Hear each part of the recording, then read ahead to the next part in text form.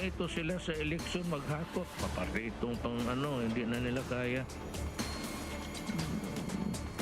On this note, I wish to thank the private sector for providing all the help. To all malls, fast food chains, and private hospitals participating in this National Vaccination Day. Maraming salamat sa bayanihan ninyo. At kung maaari, papainin ninyo. Total one time lang naman yan. At para sa bayan. Gawain mo para sa bayan.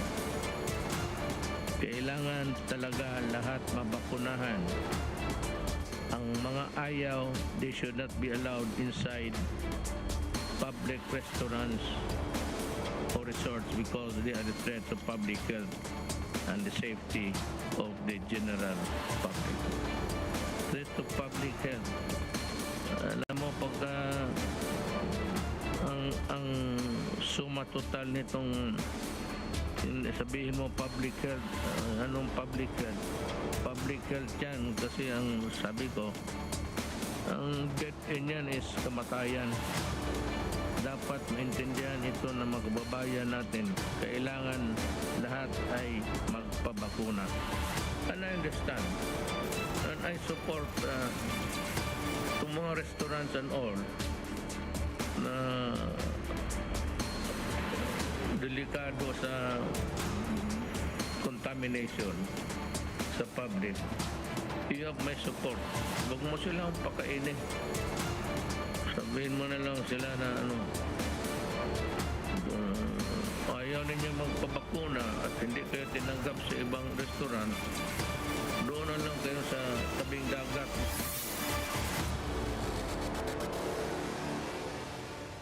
The news day continues here on One News Now. I'm Charles Lejano. In a little over a week, vaccination will be required for on-site workers. But the Labor Department promises that no employee will be terminated on account of their vaccine status. Mobile journalist Jacob Lazaro gives us a front seat to the story. Beginning December 1, government is enforcing a no vaccination, no work policy in the workplace. The Interagency Task Force on Emerging Infectious Diseases issued Resolution 148B requiring on-site workers to be vaccinated before being allowed to come to work. But the IATF also imposed two important exemptions to this new rule. First, this rule will not cover areas that do not have enough COVID vaccine, as determined by the National Vaccines Operations Center. And the second, those who still refuse vaccinations cannot be forced or fired, but they will have to take RT-PCR tests every 2 weeks at their own expense. This was the IATF's way of skirting constitutional protections that bar government from requiring vaccination. But labor groups say there are still legal issues. Ito ay kontra o lumalaban doon sa batas ng Republic Act 11525 na kung sinasabi na hindi dapat mandatory ang vaccination dito sa ating bansa. The Labor Department said workers could still opt to work from home or use their remaining leaves. The resolution also allows the use of antigen tests when RT-PCR tests are not available. Husay says the new rule is more of a burden than an aid. Mabigat talaga yan dahil napakamahal ng antigen test, no? Mas mahal yung RT-PCR test. As of Monday, more than 58 million COVID vaccines are still in storage.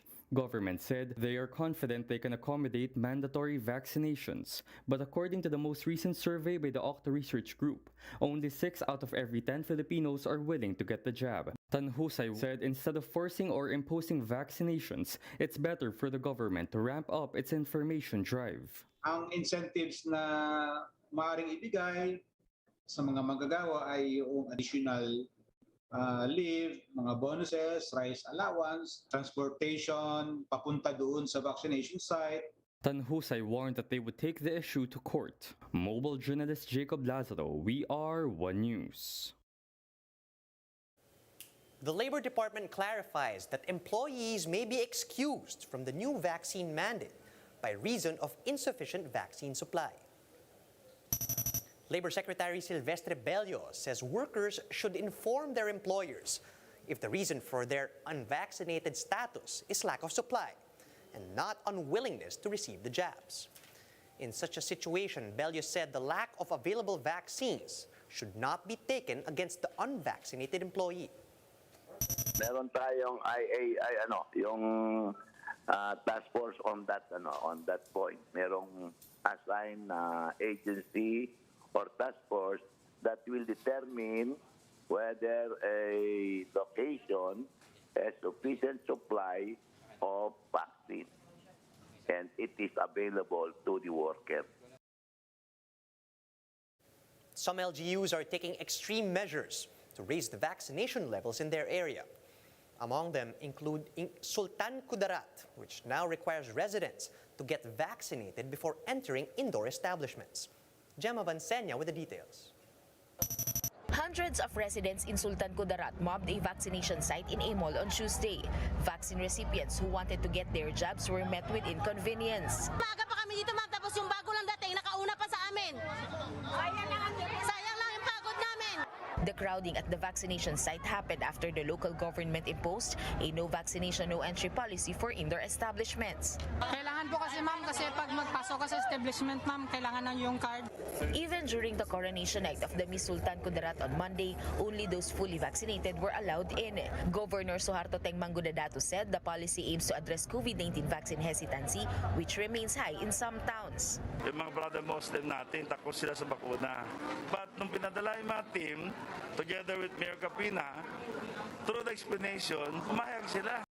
Despite the inconvenience, some residents in Sultan Kudarat are in favor of the no vaccination, no entry policy for their own safety. Mas pabor man siguro sa amin as a driver. Mas safer siguro pag nakabaksin lahat. Aside from this, LGUs are also ramping up their vaccine information drive to encourage more people to get their shots. Based on the data from the Provincial Health Office, less than a third of the target population in Sultan Kudarat have so far completed their vaccination. Aside from no vaccination, no entry policy, Governor Manggudadato said they are also amplifying their information drive on vaccine so that more and more Kudarateños would be encouraged to get vaccinated. For News 5, Gemma Vansenia, we are One News. President Rodrigo Duterte urges the public to join the National Vaccination Day on Monday. During his latest public address, Duterte emphasized the need for people to get inoculated, and he also defended the latest vaccine mandate for on-site employees. The chief executive also appealed to local executives to provide food to their vaccinees. I am authorizing all governors and mayors, gumastos na lang kayo ng pera, papalitan ko lang yan barang araw, pakainin na lang ninyo sila para may pakainin ka doon tapos gutom ka. Awa naman yung Pilipino.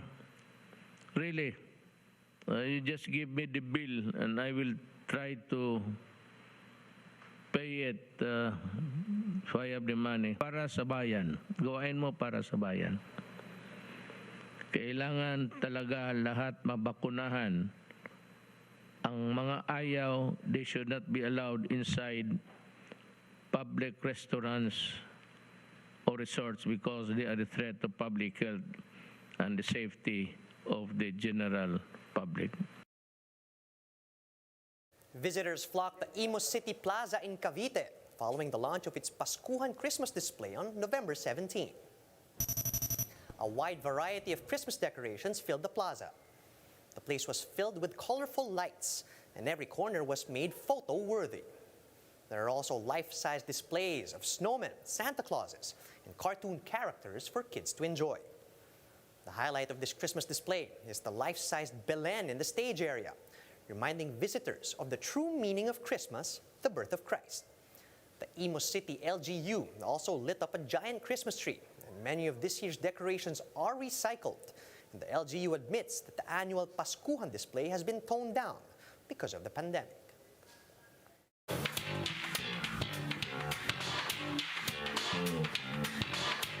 The Recording Academy has released its list of nominees for the 2022 Grammy Awards. Multi-genre performer Jon Batiste bagged the most number of nominations this year with 11. Chart toppers like Justin Bieber and Billie Eilish also received multiple Grammy nods. Philam singers Olivia Rodrigo and HER were also nominated in top Grammy categories, with Rodrigo landing in all 4. For Record of the Year, the nominees include Rodrigo's Driver's License, Silk Sonic's Leave the Door Open, and Jon Batiste's Freedom. Swedish pop legends ABBA also bagged their first Grammy Award nomination under this category. Meanwhile, Ed Sheeran's Bad Habits, HER's Fight For You, and Alicia Keys and Brandi Carlile's A Beautiful Noise were among those nominated for Song of the Year. Those in the running for Album of the Year include Doja Cat's Plant Her, Billie Eilish's Happier Than Ever, Kanye West's Donda, and Taylor Swift's Evermore. Olivia Rodrigo also nominated for Brand New Artist, along with Jimmy Allen, Phineas, and Kid Laroi, among others. For Best Pop Solo Performance, nominees include Justin Bieber for the song Anyone and Ariana Grande for Positions. And for Best Pop Duo and Group Performance, nominees include Tony Bennett and Lady Gaga for I Get a Kick Out of You, and Doja Cat and SZA for Kiss Me More. Here's a quick look at some of today's headlines. Following President Duterte's blind item about an alleged drug user among the presidentiables, former Senator Bongbong Marcos gets tested for cocaine, and it came out negative. Senator Manny Pacquiao also shared his latest drug test result, although he admits he was a naive drug user back in the day.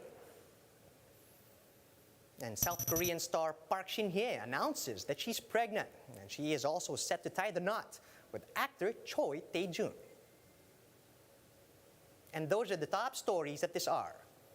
Join us again later at 10:45 a.m. as we continue to monitor the day's biggest stories.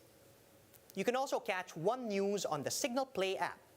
Just register for a free account at www.signalplay.com so you can stream One News live anytime, anywhere. And I'm Charles Lejano. Mask on, wash hands, and stay safe, Philippines. We are One News.